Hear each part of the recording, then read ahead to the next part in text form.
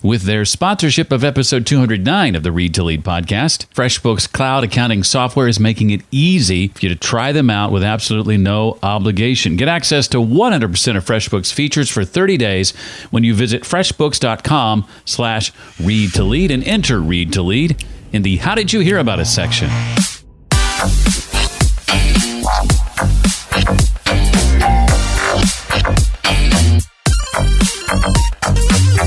At any point in life, you can start to cast a vision to start living more congruent with what you feel your passions are and what you enjoy. Hi, and welcome to the Read to Lead podcast. This is the podcast dedicated to your personal and professional growth. I'm Jeff Brown, and I believe that if you desire to achieve true success in business and in life, then intentional and consistent reading is an absolute must. The Read to Lead podcast is not only going to help you narrow this very, very important reading list, but bring you key insights and valuable ideas from some of today's most successful and inspiring authors. If you're one of those people who has been conditioned to believe that you should be happy just to be able to retire, then my guest today is someone you need to hear from. He's going to help you rethink things like retirement and instead how to think big in regard to what the later years of your life should look like. Usually we're told to sacrifice now or work longer or settle for less later or a combination of the three. Roger says it doesn't have to be that way. Roger who? I'm talking about Roger Whitney. He's the author of a book called Rock Retirement, a simple guide to help you take control and be more optimistic about the future. And I'll be asking Roger to share about how the way our parents planned and prepared for this stage of life and the way many advisors still advocate is no longer relevant, why you should rethink retirement, even if you think it's too late to do so, the 4 little conversations you need to be willing to have with yourself, and much, much more. You know, I got a little nervous recently as I was preparing some tax documents. There were some expenses inside my FreshBooks cloud accounting software that weren't showing up. As I dug into it a little deeper, I realized that my bank account was no longer, for whatever reason, connected to my FreshBooks account, and I got worried. But you know what? The best part about it, the fix was simple. As soon as I clicked reconnect and waited just a couple of minutes as FreshBooks shook hands with my bank once again, everything that wasn't there was once again. It's one of my favorite things about using FreshBooks cloud accounting software because every time I use the debit card associated with my business, it's automatically pulled into FreshBooks, and I have a running tally any day of the week, any month of the year to see exactly what's coming in and what's going out. And I absolutely cannot imagine running my business without it. I can personally vouch for FreshBooks as a user for now 9 years. I've never used anything else and wouldn't recommend you use anything else. They're making it simple to try, free for 30 days, no obligation, no credit card needed, and you get access to all of FreshBooks features during that time. All you need to do to take advantage of that free trial is go to this special web address, freshbooks.com/read to lead. And then when they ask you, how did you hear about us? You answer Read to Lead. Again, that URL is freshbooks.com/read to lead. Roger Whitney is a co-founder of WWK Wealth Advisors and host of the award-winning podcast, The Retirement Answer Man. I can say my podcast is an award-nominated podcast, but I can't say it's an award-winning podcast, but Roger can. He has been a financial planner for over 25 years. Each day he walks life with individuals and families, helping them plan for, transition into, and live out their retirement. He is a former instructor of retirement planning and employee benefits for the Certified Financial Planner Certificate Program at the University of Texas at Arlington. He also taught wealth management at Texas Christian University Extended Education.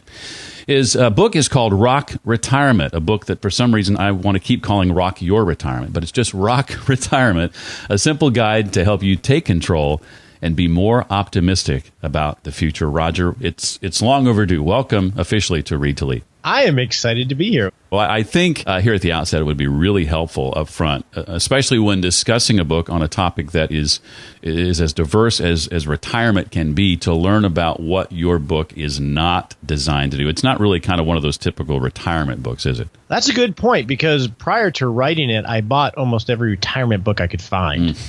And it was painful to get through not because they were poorly written. I'm not meaning that, but they were all focused on tactics and the mechanical, what is a Roth IRA, how you invest money, and a lot less on the, now they were knowledge-based rather than wisdom-based and taking a little bit higher level. So what this book is not is definitely a tactical knowledge how-to kind of book. It takes a little broader approach on how should we be thinking about retirement and what premises are we operating under that we might want to question.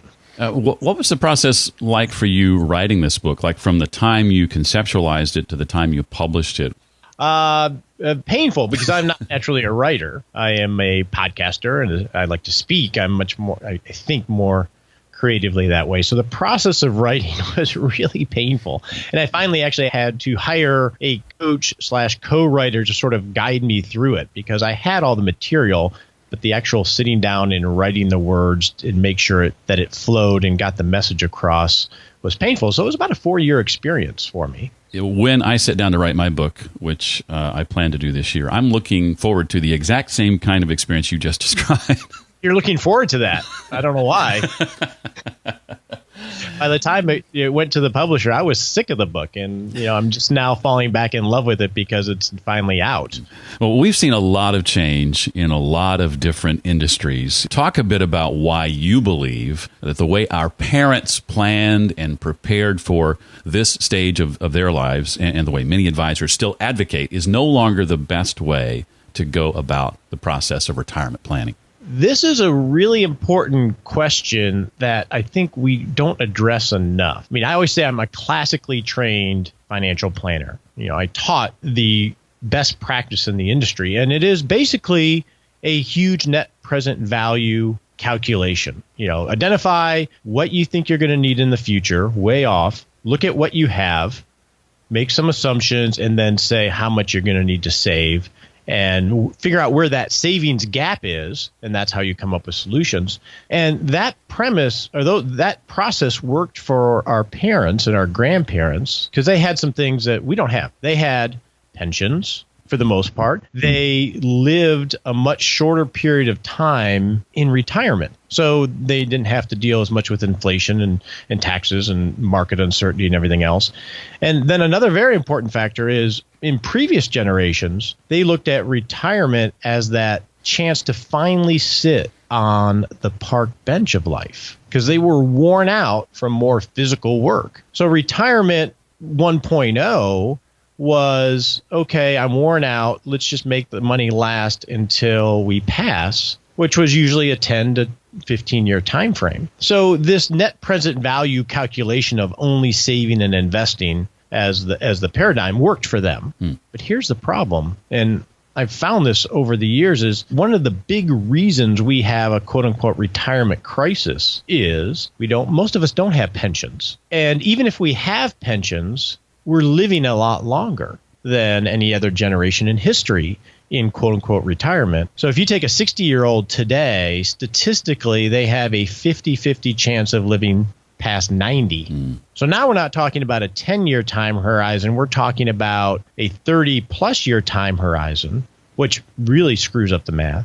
And then lastly, baby boomers, they're not viewing, and I get this all the time from listeners of my show and clients that I work with. They're not viewing retirement as their chance to sit on the park bench of life. Overwhelmingly, when people think of quote unquote retirement, they're saying this is my chance to finally live, which means they're going to be a lot more active, which means they're going to spend a lot more money. And so all those factors combined really make this math of traditional retirement planning not work, because the number just ends up being too big. You can't save. Most people can't save that much money. And so we have a retirement crisis. So I think we have to rethink some of these premises of how we actually go about this.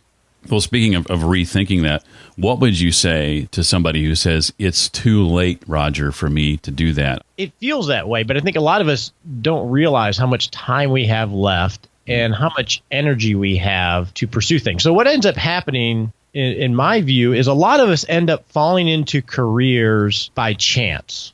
We we make these decisions early on in our life thinking, and then we sort of meander to something where we start to excel, whether it's in the corporate world or in manufacturing or something else, and where we end up being really good at it. We end up being able to make a living at it, but it doesn't really fit in terms of what we're passionate about. And so when we get into our 50s, we start looking at retirement of, man, I am sick of this work. I'm good at it, but it doesn't really fulfill me in any deep way.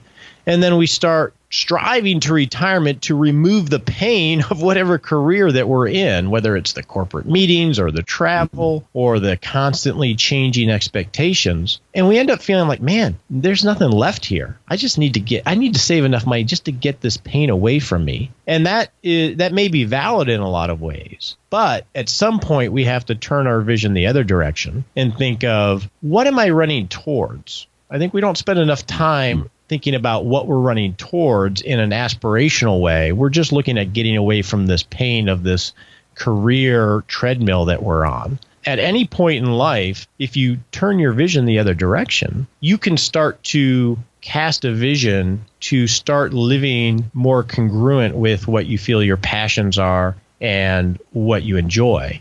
And then that ends up being a lot healthier discussion than just simply, how do I get to retirement? Roger, is some of this what you refer to in the book as your retirement masterpiece? Exactly, because a lot of us think of retirement, which I don't even really like the word retirement, but that's the word we use. A lot of us think of retirement like a light switch. We have to work, sacrifice, and save because the math tells us we have to. And then ultimately get to the place where we can turn off work and then finally have some time freedom in our life. It's a very binary way that it's set up in traditional financial planning. And what we do in our practice and what we talk about in the book is, well, really, it's more like a dimmer switch. Because when I talk to people, clients and people that listen to the show, when I ask them what they want in retirement, it's not working. Overwhelmingly, they say they want time freedom or freedom to pursue things they have passion about. So then in my mind, the question becomes, how do you intentionally start to plan slowing work down or even pivoting to work that you enjoy more, but you're doing more at your own pace and still have an income, maybe not the big fancy income you had in your career, but still have an income to bridge yourself to ultimately that, more traditional idea of retirement when we're on the park bench of life. And I think that is really a lot of the answer for a lot of people. You talk about, retirement not being a light switch. I'm seeing the stats all the time talk about by 2020, I think it's 40% are not going to be working a traditional job. And then by 2030, it's going to be 50% or more of the quote unquote working population will not be working a traditional job. They'll be working from home or freelancing or something along those lines. In other words, I'm kind of doing right now what I intend to be doing for the foreseeable future. I'm not retired, but I'm kind of doing the kinds of things that somebody in that in-between place would be doing. I'm not doing a job anymore. I don't plan on doing that anytime again soon. And so I wanted to create a life that would involve doing things that allowed me the freedom to do them when I wanted to do them as much or as little as I wanted to. And so I plan on not changing that at all for the rest of my days. And I see more and more people kind of working toward that. And the idea is you create a life that you don't want to retire from. Yeah. I love that. And what with baby boomers, and I only work with clients over 50. Many of them don't get that. The paradigm we grew up with. You're over 50. I'm over 50. The paradigm we grew up was. The paradigm that we grew up was the corporate life, the more traditional path of career to retirement. And the financial planning community generally does not get that there are all these other options that we could take intentional action to create a life like you have, right? Where it's in between, where you have more time freedom, because you have time freedom. I know. I see you eat wings all the time whenever I so you have time freedom and you're still doing something you enjoy and you're making a living at it. And that's something that I think is going to be the key for a lot of people. But they got to realize that they have those options and start to exercise those muscles that have never been used before in some cases. It's one of the reasons I love having authors like you on the show, because the conversations that we have, I think, can open people's eyes up to what some of those possibilities might look like for sure.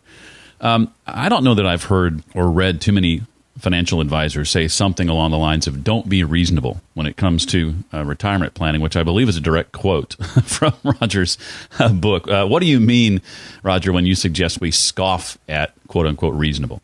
It's really hard for people too. One of the first things you do is set some kind of aspirational goals of what you want your life to look at. And what I see people doing over and over again, and this has to do with because how we approach retirement planning, which is basically the options most people get, to back up a little bit, the options most people get if they go through traditional retirement planning after we do this whole big calculation and realize you're not going to have enough money, most likely is, okay, here are your options, Mr. and Mrs. Jones. You're going to have to start saving more money to fill the gap because you're going to need this amount and we're not on course for that. Well, if you have to save more money, that means you're going to sacrifice your life right now. Or you're going to have to work longer so we can try to build up more money. Or you're going to have to settle for less later on. Or likely it's going to be a combination of those three. And those are the messages that we get over and over from traditional retirement planning, and all those options, Jeff, they really suck. So no wonder we don't want to be engaged in it. So what I have found is when someone's going through the process and we start casting a vision for what they want their life to be like, they're already conditioned to think that they should just be happy if they're able to retire. So they've turned off any creativity or a lot of the creativity about what they want their life to be.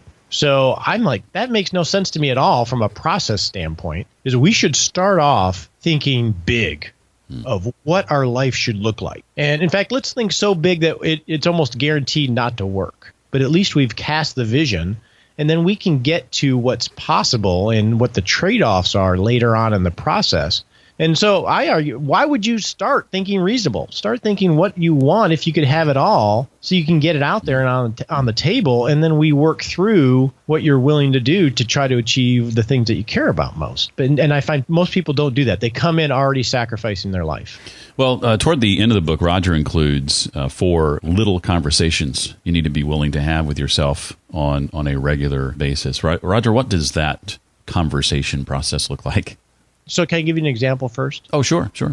So when you think of planning, it's, when we used to download software, like a Word package, we'd get all these big disks, right? You remember that? Mm-hmm. That is a lot of how traditional planning works, in that we try to build this huge document and deal with everything up front. And then as soon as it gets downloaded, you realize, it's not configured right. And then there's a zillion tools that you don't use and the upgrades never come, right? Because it takes so much work.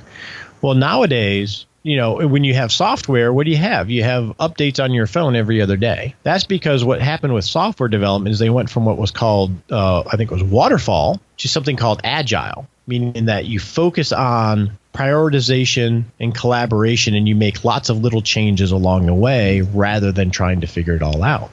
So these little conversations are similar to that. And these are the 4 major conversations you should have in a really agile approach, which is 1, cast a long-term vision, but then what do we want to be doing in the next year? And then the second conversation is cash flow, right? That which is the lifeblood of a business or a family, financially speaking anyway.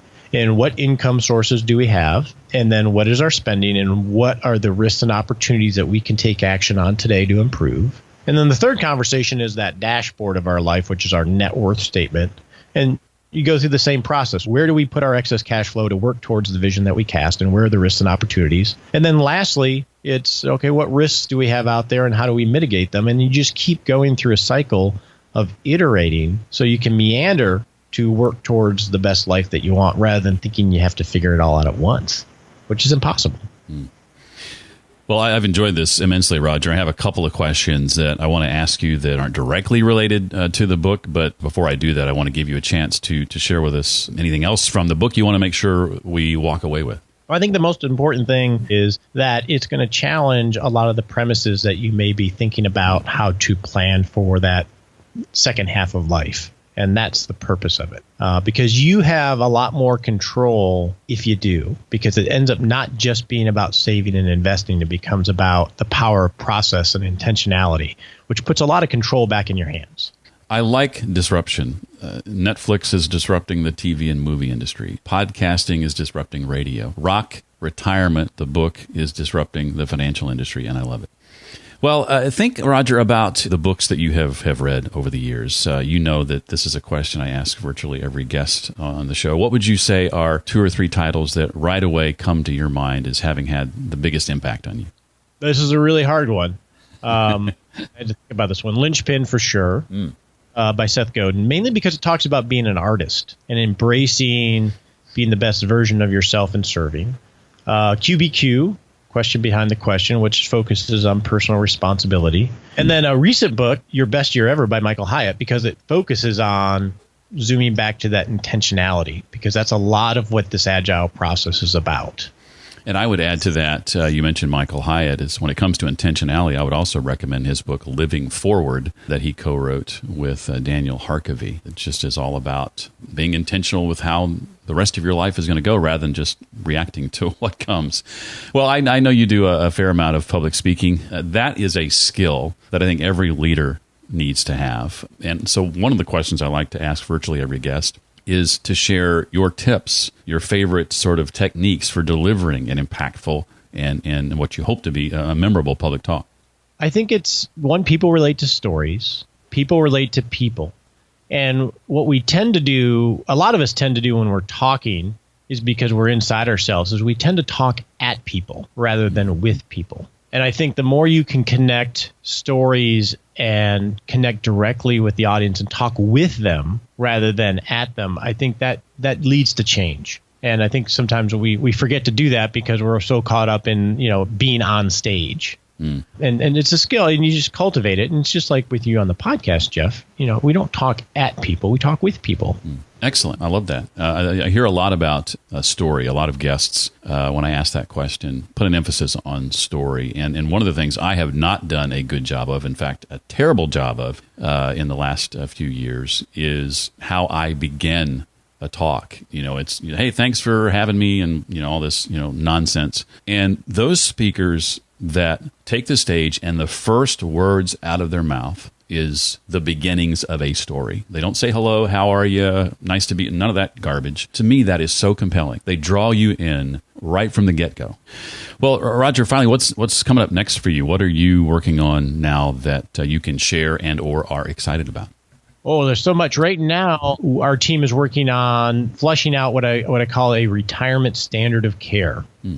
Which is, what are the major areas in your life that you should be addressing, and what exactly should you be addressing in what intervals? So it's all about having lots of little conversations. Whether it's in your marriage or in your life or in retirement, it's all about not trying to get it right, but making sure you're having the right little conversations so you can adjust as life unfolds, which really puts you in a much more powerful position. So the standard of care does that from what I do. Hopefully it does that, and that's what we're building out, and I'm really excited about it. He is Roger Whitney. Remember the podcast, The Retirement Answer Man, and also the book, Rock Retirement, a simple guide to help you take control and be more optimistic about the future. Roger, thank you so much for being a part of Read to Lead, and we appreciate your time and expertise. It was a joy. If you'd like to connect with Roger and follow up on some of those resources he recommended, you can find links to all of that and more at the webpage I've created especially for this episode. That is at readtoleadpodcast.com/209 for episode 209.